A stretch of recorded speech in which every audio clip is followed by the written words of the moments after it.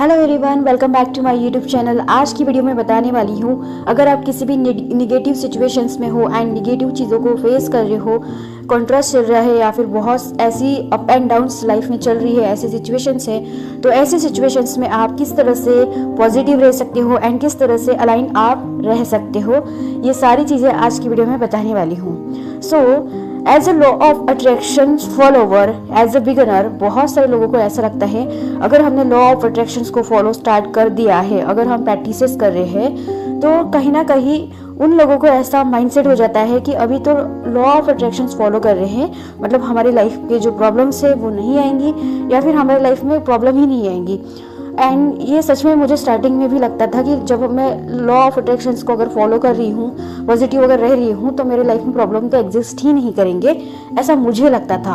And जब भी कोई भी प्रॉब्लम्स आता था, I just react how it is possible and I always react so much so I cannot accept the problem कि हाँ ये चीज़ है, ये सिचुएशंस है, तो उस चीज़ को एक्सेप्ट करने में ही मुझे बहुत ज़्यादा टाइम लग जाता था। सो एज अ एलओए ये बात बहुत ज़रूरी समझना है कि अगर आप लॉ ऑफ अट्रैक्शंस को फॉलो कर रहे हो फिर भी प्रॉब्लम्स आएंगी, एंड अगर आप फॉलो नहीं कर रहे हो तो फिर भी प्रॉब्लम्स आएंगी। बस बात ये है कि जब आप एलओए को फॉलो करेंगे तो प्रॉब्लम्स को बहुत जल्दी डील करना सीख जाओगे एंड प्रॉब्लम्स आपको प्रॉब्लम नहीं लगेंगी। जैसे कि अब्राहिम बताती है, वो प्रॉब्लम्स को प्रॉब्लम की तरह देखती नहीं है बल्कि प्रॉब्लम्स को वो कॉन्ट्रास्ट बोलती है। एंड कॉन्ट्रास्ट यानी कि जिस भी सिचुएशंस आपके सामने आती है, जिस भी प्रॉब्लम्स आपके सामने आती है, उसमें कोई ना कोई लेसन्स होता है। एंड अगर आपने उस लेसन्स को, उसकी बैकग्राउंड को अगर समझ लिया कि ये इसके पीछे का पैटर्न्स क्या है, इसके पीछे के लॉजिक क्या है, इसके पीछे आप ऐसे इमोशंस क्यों फील कर रहे हैं, इसके पीछे का क्या इमोशंस है, किस तरह का आपका थॉट पैटर्न रहे है, ये सारी चीज़ें अगर आपने समझ लिया तो वो जो प्रॉब्लम है वो प्रॉब्लम नहीं रहेगा बल्कि आपके लिए एक लेसन रहेगा। एंड अगर आप ये सारी सिचुएशंस में फेस कर रहे हो तो आज की वीडियो में आपको आगे चल के बताने वाली हूँ कि आपको किस तरह से डील करना है। तो एज अ एलओए मैं आपको ये बताना चाहती हूँ कि लॉ ऑफ अट्रैक्शंस अगर आप फॉलो भी कर रहे हो तो फिर भी प्रॉब्लम्स आएंगी एंड फिर भी आपको डील करना पड़ेगा। अब चीज़ ये है कि अब्राहिम हमें ये बताती है कि लाइफ में अगर प्रॉब्लम्स आती है तो कहीं ना कहीं ये बहुत बड़ा गुड न्यूज़ है आपके लिए। आप सोच रहे होंगे कि इसमें गुड न्यूज़ क्या है। गुड न्यूज़ ये है कि आपको अनवांटेड चीज़ें पता चल जाएंगी। मीन्स मान लेते हैं कि आपके पास कोई क्लियरिटी नहीं है, कंफ्यूजन है, आप किसी चीज़ के लिए क्लियरिटी चाहते हो लेकिन आप कंफ्यूज हो, तो कोई भी प्रॉब्लम्स अगर आती है तो वहाँ पे आपको पता चल जाता है कि आपको ये नहीं ये चाहिए। मान लेते हैं कि कोई पर्सन आपकी लाइफ में आ रहा है या फिर आया है एंड आपको नहीं पता कि आपको क्या चाहिए, आपकी सोल को किस तरह से पार्टनर चाहिए, किस तरह का रिलेशनशिप चाहिए। लेकिन जब कोई पर्सन आपके लाइफ में एंटर करेगा तो वहाँ पे आपको क्लियरिटी मिलेंगी कि हाँ मुझे ये चीज़ चाहिए, यहाँ पे सेफ फील होता है, या फिर आपको क्लियरिटी मिलेंगी कि नहीं मुझे ये चीज़ नहीं चाहिए, मुझे कुछ और चाहिए।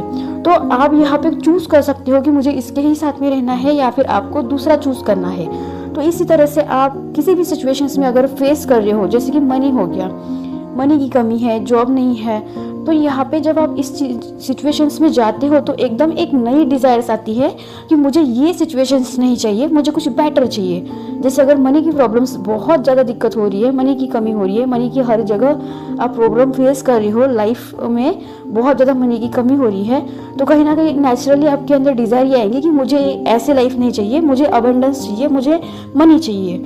तो इसी तरह से अब्राहिम हमें बताती है कि कोई भी सिचुएशंस में अगर आप हो तो वहाँ पे आपको लेसन्स, वहाँ पे आपको क्लैरिटी मिलती है।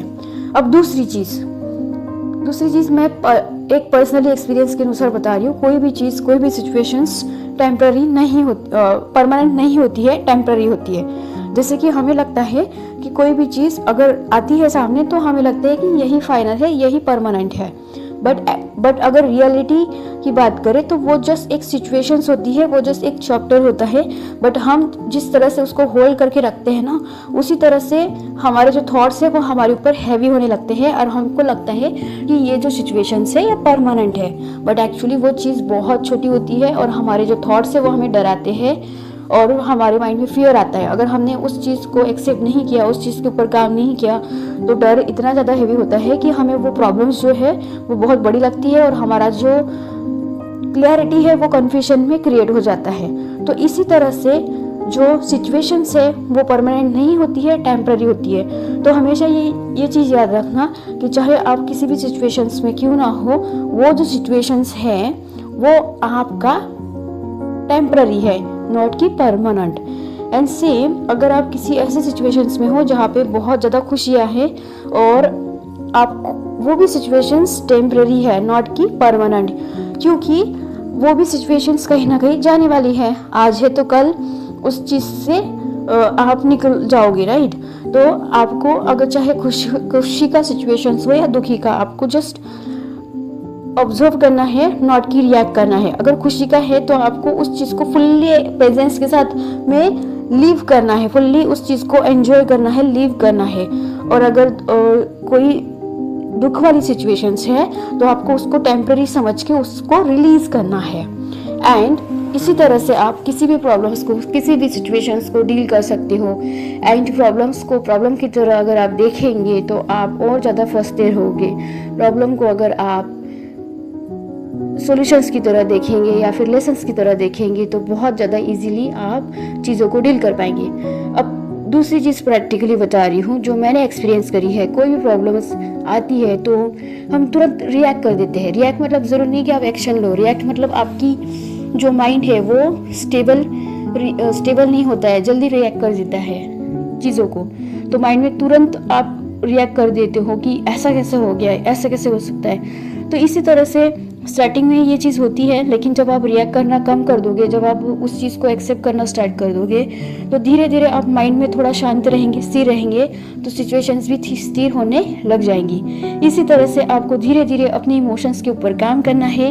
एंड फिर जब आप अपने इमोशंस के ऊपर काम करेंगे, अपनी थॉट्स को एक्सेप्ट करेंगे, अपनी इमोशंस को एक्सेप्ट करेंगे तो स्थिर आपका माइंड होगा एंड धीरे धीरे आप अलाइनमेंट में आएंगे। तो ये जो सिचुएशंस है ये ओवरकम होने लगेंगी एंड कॉन्ट्रास्ट जो है वो भी आपकी लाइफ में कम होना स्टार्ट हो जाएंगे।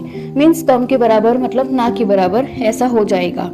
एंड साथ साथ में आपको जो प्रैक्टिस आप कर रहे हो उस चीज़ को आपको कंटिन्यूस रखना है।